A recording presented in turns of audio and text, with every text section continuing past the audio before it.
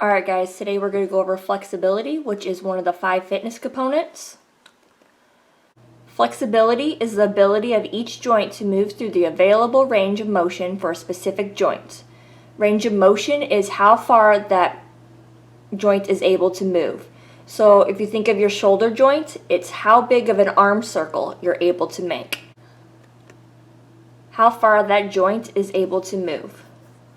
Examples of flexibility would be stretching your muscles or the ability to perform certain movements such as the lunge. The sit and reach test is most often used to test flexibility, and we test our flexibility with the sit and reach also.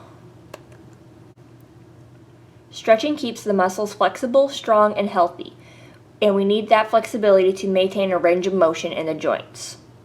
Without it, the muscles shorten and become tight. Then, when you call on the muscles for activity, they are weak and unable to extend all the way.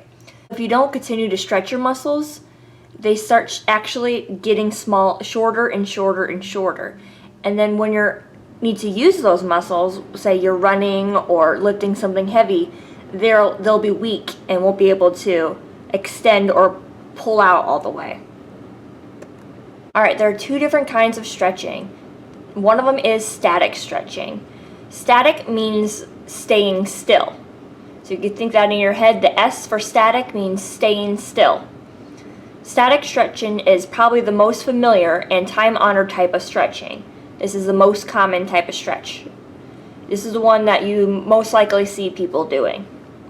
Static stretching involves stretching a muscle to near its fullest point and then holding that position for at least 15 or 20 seconds.